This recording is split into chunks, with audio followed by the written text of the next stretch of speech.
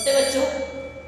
पिछले पार्ट में पिछले सेशन में हमने यही पार्ट देख रहे थे। संसार पुस्तक एक हमारा आधा लेसन हुआ था, उसका बचा हुआ हम आगे कंटिन्यू करेंगे। आप देखो पेज नंबर 16 पे चल रहा है हमारा लेसन।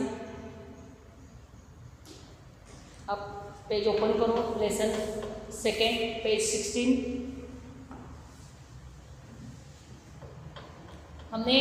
हमारा यहाँ तक हुआ था कि नेहरू जी अपने पुत्री से क्या कहते हैं कि रोड़ा चिकना गोल कैसे है, उसको अगर आपको देखना है तो आपको खुद वहाँ जाके अपने आँखों से या उसके बारे में आपको खुद जानकारी लेनी चाहिए। अभी हम आगे के पढ़ते हैं। देखो हमारी लाइट चल रही है आगे की। तुमसे कहेगा कि एक समय जिसे शायद बहुत दिन गुजरे हो, वो भी एक चट्टान का टुकड़ा था। ठीक उसी टुकड़े की तरह उसमें किनारे और कोने थे जिसे तुम बड़ी चट्टानों से तोड़ती हो। तो देखो मतलब यहाँ पे नेहरू जी अपने पुत्री से क्या लिख रहे हैं या क्या बता रहे हैं कि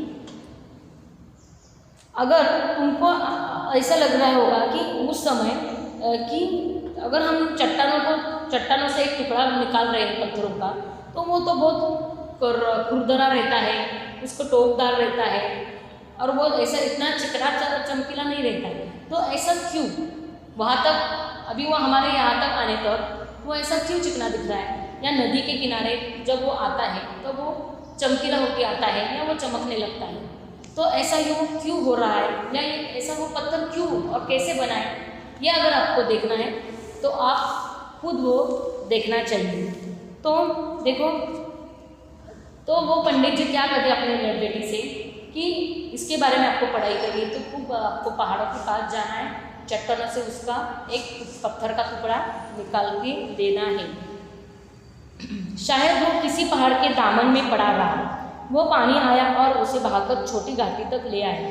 तब आपको समझ में आएगा कि ये जो टुकड़ा मैंने नीचे आया हुआ है या मैंने तोड़ा हुआ है, तो ये टुकड़ा शायद पानी मतलब कैसे, वो आपको मालूम है पहाड़ों से बारिश होने के बाद और नदियों का वहाँ पे उगम रहता है और वहाँ से पानी के साथ वो बह के नीचे बहकर आता है।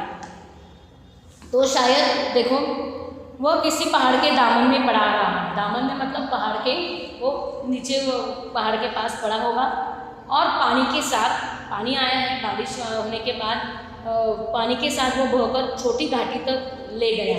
मतलब पानी के साथ बहकर वो एक छोटी घाटी के पास घाटी में गया। वहाँ से एक पहाड़ी नाले ने धकलकर उसे एक छोटे से दरिया में पहुँचा। मतलब कैसे वो देखो, जो बड़ा चट्टानों से जो बड़ा पत्थर निकलता है वो हमारे यहाँ तक पहुँचने तो वो कितना छोटा कैसे बन जाता है। तो वहाँ से वो एक पहाड़ी नाले ने धकेलकर उसे, मतलब देखो वो घाटी से पर्वतों से बहकर वो एक नाले में घाटी में जाता है और उससे वो एक नाले, जो छोटे छोटे नाले रहते हैं पर्वतों से बहते रहते हैं, वह उसमें वो मिल जाता है। और फिर उसके बाद वो जो पानी होता है, आपको मालूम है पानी जो आता है वो नदियों में मिलता है, समुद्र में मिलता है। तो वो जो ऊपर से जो पानी बहकर आता है वो फिर सब छोटे छोटे नालों को मिलाकर वो पानी नदियों में जाके नाले मिल जाते हैं। तो उसी तरह एक पहाड़ी नाले से धकेलकर उसमें एक छोटे से दरिया में पहुंचा दिया। फिर वो पानी के साथ छोटे से नदियाँ, जो छोटे छोटे नदियाँ रहते, छोटे छोटे नाले रहते, दरिया मतलब क्या, नदी, तो उसमें वो छोटा सा जो मतलब वो पत्थर है वो उसमें मिलकर बह जाता है। एक छोटे से दरिया से वो बड़े दरिया में पहुंचा। फिर छोटे छोटे नदियाँ आगे जाके बड़े नदियों को मिलती है, तो वो पानी के साथ छोटे नदी से बड़े नदियों में वो पत्थर पहुंच जाता है। इस बीच वो दरियों के पेंदे में लुढ़कता रहा। पेंदे मतलब पानी का तल, पेंदे मतलब क्या होता है, पानी का तल। तो वो जो ऊपर से बहकर जो आया हुआ पत्थर क्या होता है, फिर छोटे छोटे नदियों में मिलकर वो बड़े नदी से जाके मिलता है। तब तक वो क्या रहता है, पानी के साथ वो लुढ़कता रहता है, मतलब वो पानी के साथ बहकर घिस जाता है। पत्थर क्या होता है, पानी के साथ घिस जाता है। छोटे से दरिया में पहुंचा दिया। एक छोटे से दरिया से वो बड़े दरिया में पहुंचा। इस बीच वह दरिया के पेंदे में लुढ़कता रहा। उसके किनारे घिस गए और वह चिकना और चमकदार हो गया। देखो फिर बार बार वो पानी के साथ मिलने से या बहने से वो लुढ़कता रहता है, मतलब पानी जैसे बहता है वैसे वो पत्थर भी पानी के साथ गोल गोल गोल गोल ऐसा बहकर आता है। फिर वो बहने से क्या होता है, उसके जो नुकीले रहता है, जो टोकदार उसके रहते हैं या खुरदरापन जो होता है वो घिसने के बाद वो चिकना बन जाता है और चमकदार हो जाता है। इस तरह वो कंकड़ बनकर तुम्हारे सामने, कंकड़ मतलब बहुत ही छोटा सा पत्थर का टुकड़ा, तो वो कंकड़ बनकर तुम्हारे सामने है।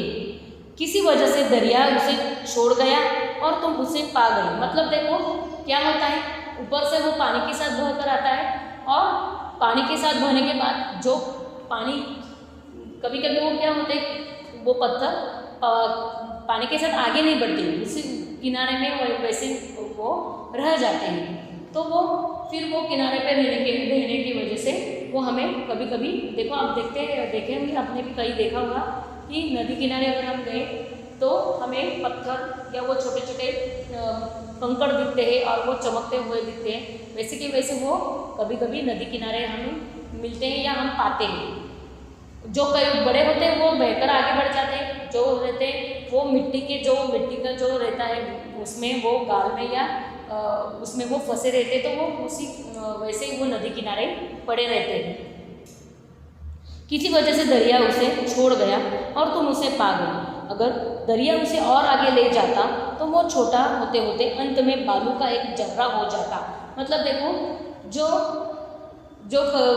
कोई रहते हैं कंकड़ या रोड़ा रहता है वो कोई नदी किनारे रह जाते हैं और जो आगे जाते हैं वो और भी पानी की वजह से घिस कर वो बिल्कुल ही जर्रा, मतलब एकदम से छोटा कण जो होता है पत्थर का, मिट्टी का, वो मतलब होता है जर्रा।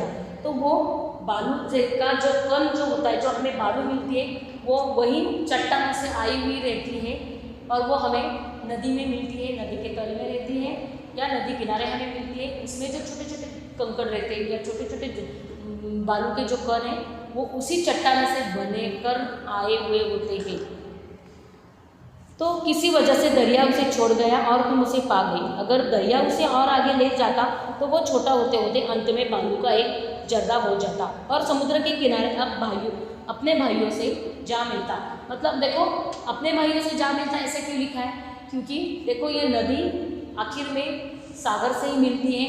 फिर जो नदी में जो सब मिट्टी माटी और जो बालू रहती है या जो पत्थर रहते हैं वो समुद्र में आके मिल जाते हैं और समुद्र की लहरों के साथ वो वापस जो रहती है मिट्टी वो बारीक बालू बन जाती है और वो समुद्र के किनारे आके मिलती है, हमें दिखती है। तो वो क्या होती है, ऐसे समुद्र के किनारे वो बालू आने से हम क्या करते हैं, अभी देखो आप भी देखो समुद्र किनारे घूमने जाते हैं तो वो जो मिट्टी पाते हैं या जो बालू पाते हैं उसमें हमें खेलना बहुत अच्छा लगता है, क्योंकि वो इतने सालों से वो घिस कर इतनी बारीक मिट्टी बन जाती है और वो बिल्कुल मुलायम रहती है, तो उसमें खेलना हमें बहुत अच्छा लगता है। तो नेहरू जी ने भी यहाँ पे यही लिखा है, इंदिरा गांधी जी को, कि ये जो बालू है फिर आखिर में हमें कहाँ मिलती है, एक समुद्र के किनारे मिलती है, जिसमें हम छोटे छोटे बच्चे खेलते हैं और बालू के घरौंदे बनाते हैं। घरौंदे बनाना मतलब देखो सब छोटे बच्चों का क्या, हम बड़े भी अगर समुद्र किनारे जाते हैं तो वो बालू से घरौंदे मतलब कैसेस बनाते रहते हैं और उससे हम खेलते रहते हैं और उसमें खेलना भी हमें बहुत अच्छा लगता है।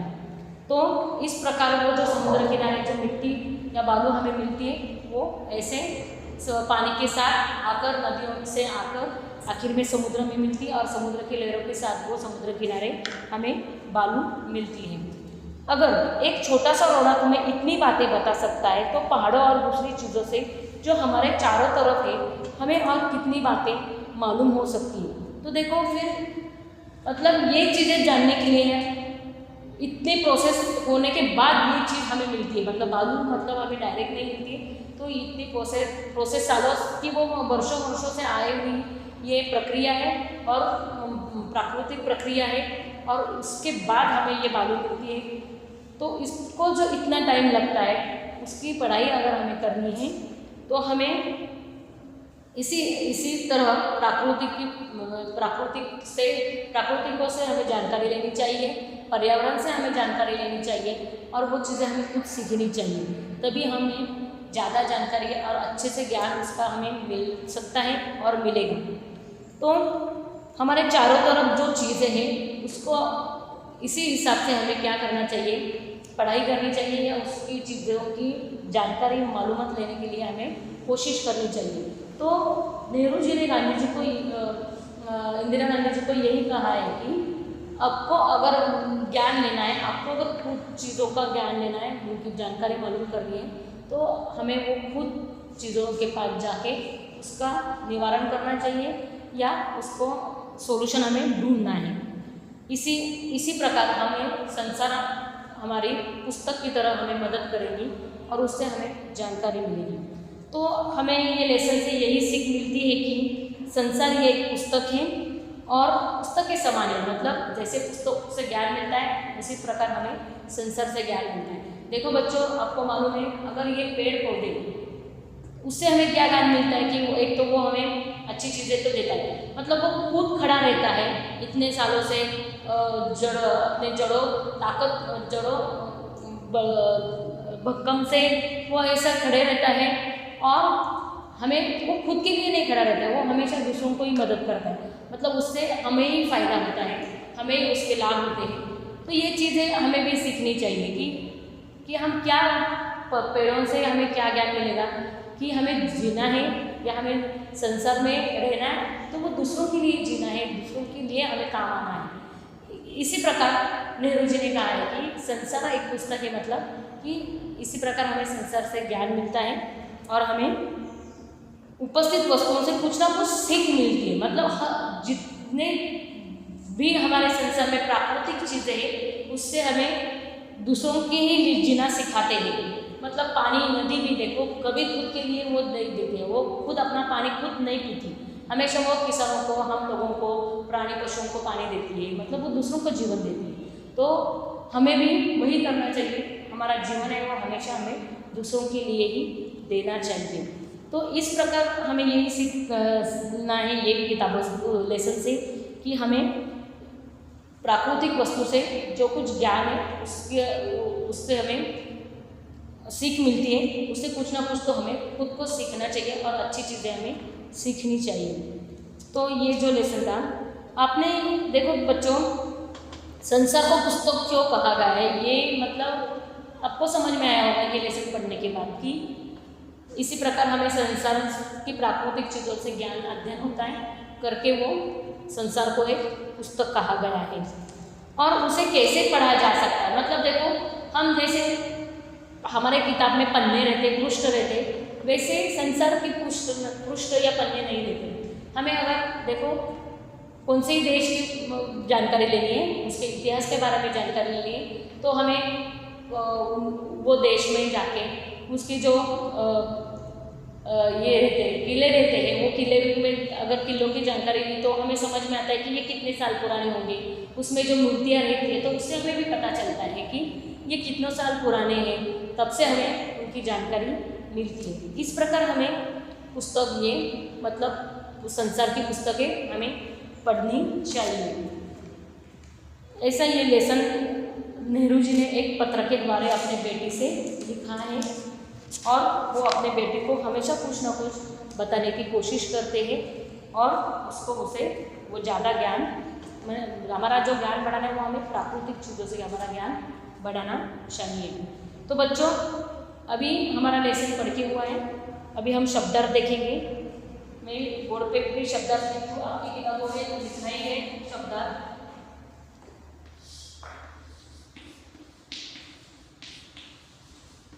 आपकी किताब में दिया हुआ है खत मतलब पत्र, दरिया, नदी, आबाद मतलब बसे हुए, और जर्रा मतलब अणु, मतलब बहुत छोटा सा टुकड़ा। वैसे अभी यहाँ पे है खुरदरा। खुरदरा मतलब क्या है, इंग्लिश में इसको रफ बोलते हैं, मतलब बिल्कुल ये। और ये है टापू, या आप के मतलब जो टापू मतलब होता है द्वीप, जो चारों तरफ से पानी रहता है और बीच में जमीन का टुकड़ा रहता है, वो होता है टापू। जर्रा का मतलब आपके बुक में लिखा हुआ है, जर्रा मतलब एक छोटा सा कण होता है मिट्टी का। दरिया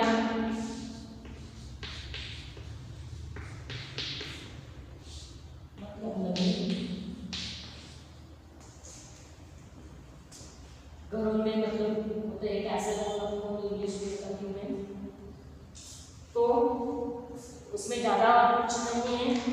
यही है कि हमें संसार में से कुछ ना कुछ तो चीज़ें सीखनी चाहिए। अभी बच्चों वहाँ पर देखो पेज नंबर 17, आप पेज नंबर 17 पे देखो, वहाँ पे लिखित अभिव्यक्ति में दिया है, गद्यांश को पढ़कर पूछे गए प्रश्नों को उत्तर सही विकल्प चुनकर दीजिए। मतलब क्या रहता है कि यहाँ पे एक गद्यांश दिया हुआ है, वो आपको पढ़ना है और वो पढ़ के जो क्वेश्चन दे उसको आंसर आपको करने हैं। तो वो आप खुद कर सकते हैं, आपके सामने वो लिखा हुआ है, आंसर आप ढूंढकर लिख सकते हैं। तो पहले अभी देखो, अभी हम देखेंगे मौखिक अभिव्यक्ति में दिया है कि यह पत्र किसने किससे लिखा है। आपको तो समझ में आया होगा कि ये पत्र जवाहरलाल नेहरू ने अपने पुत्री इंदिरा गांधी जी को लिखा है। अभी पत्र में धरती के बारे में क्या बताया गया है, तो देखो पत्र में लिखा है धरती के बारे में क्या लिखा है पत्र में, कि यही कि बहुत पहले या बहुत सालों पहले धरती बहुत गर्म थी, उसमें कोई जीव नहीं रहता था गर्म होने के कारण। यह आपने पढ़ा है और आपको मालूम भी होगा। अभी देखो बच्चों पेज नंबर 18 पे हम ज्ञान मतलब व्याकरण की चीज़ें हम देखेंगे। क्वेश्चन आंसर्स आप लिख सकते हैं पुस्तक पढ़ने के बाद, या आपको लेसन पढ़ने के आपको आएंगे वो लिखने के लिए।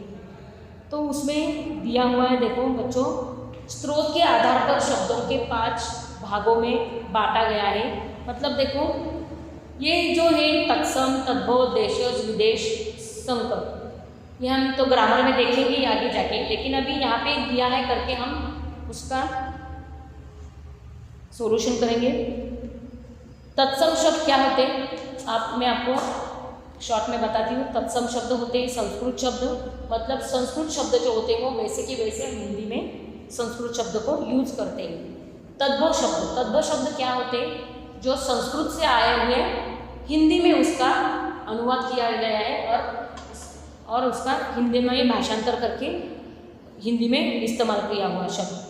विदेशज मतलब क्या, जो विदेश से आए हुए शब्द वैसे के वैसे हमने हिंदी में यूज़ किए गए हैं वो शब्द।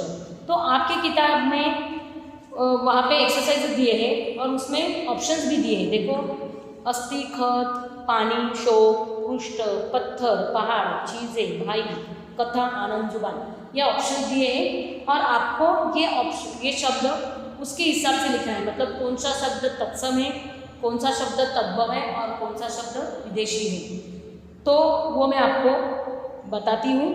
आप एक एक करके देख सकते हैं और उसको आप अपने टेक्स्ट बुक में ही आपको वो लिखना है, नीचे दिया उसी में आपको वो सॉल्व करना है। मैं ऑप्शन में लिखती हूँ, कॉलम लिखती हूँ, तत्सम,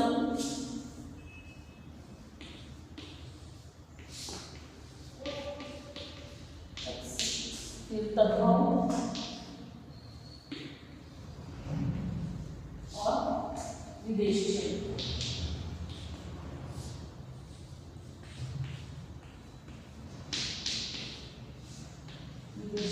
शब्द।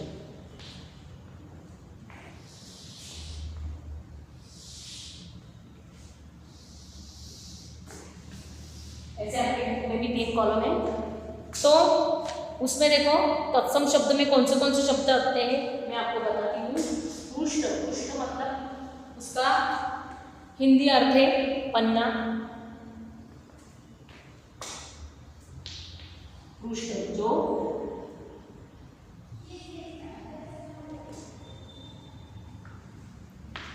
फिर अस्थि, अस्थि मतलब हमारे जो हड्डियों के जो होते उसको संस्कृत में अस्थि ये शब्द इस्तेमाल करते हैं। फिर उसमें आनंद, आनंद शब्द मतलब आपको तो मालूम है हर्ष को हम लिख सकते हैं, हम हिंदी में हर्ष भी यूज करते हैं, वो एक्चुअली संस्कृत शब्द है हर्ष भी, और आनंद भी मतलब आनंद हर्ष खुश होना। और एक कथा, कथा आपको मालूम है कहानी, कथा शब्द हम हिंदी में भी इस्तेमाल करते हैं और संस्कृत में भी, इसीलिए ये तत्सम शब्द होते हैं।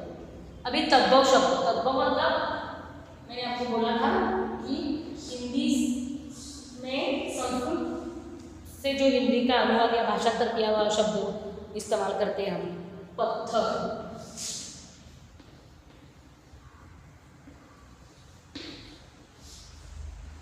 फिर पहाड़,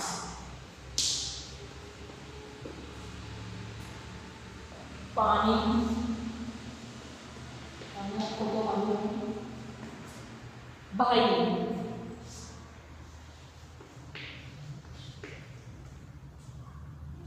अभी विदेशी शब्द में आपको आएगा जर्मन, मतलब इंग्लिश में देखो पारसी, फ्रेंच या अलग अलग भाषाओं से जो शब्द आते हैं वो लिखे जाते हैं। अभी ये देखो ये पारसी शब्द है करके, इसलिए ये ज के नीचे आके डॉट या हमने नुक्ता उसको बोलते हैं वो लिखा हुआ है। शो,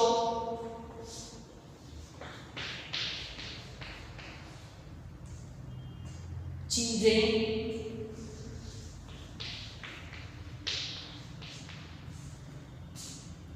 और खत।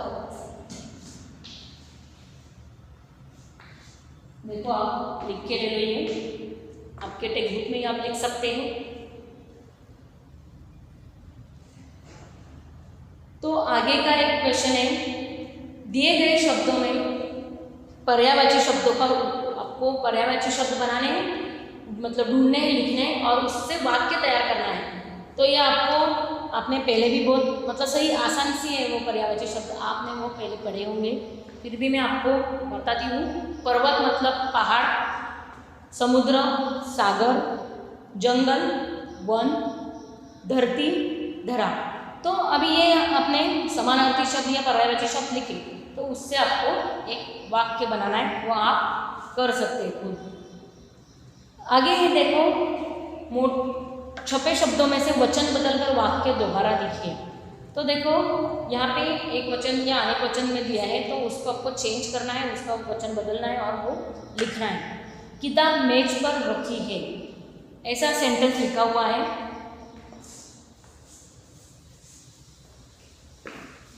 किताब मेज पर रखी है, तो आप देखो इसमें जब आप वाक्य बदलेंगे या उसमें एक वचन का अनेक वचन करेंगे तो क्रिया में भी उसका परिवर्तन होता है। इसलिए हम किताब की जगह किताबें लिखेंगे।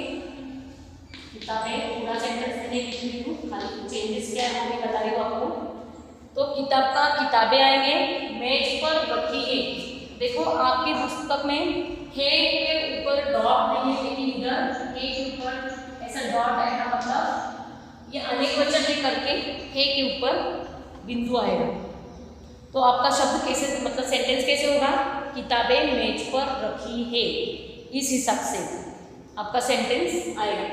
आगे है नदियाँ प्रदूषित हो चुकी है। तो देखो नीचे भी वैसा, मतलब अभी नदियाँ है करके अनेक वचन करके है कि वहाँ पे बिंदु आया है, तो आप लिखेंगे कैसे, नदी प्रदूषित हो चुकी है, तब है के ऊपर आप डॉट या बिंदु नहीं देंगे। पत्थर चट्टान से टूटकर रोड़ा बन गया।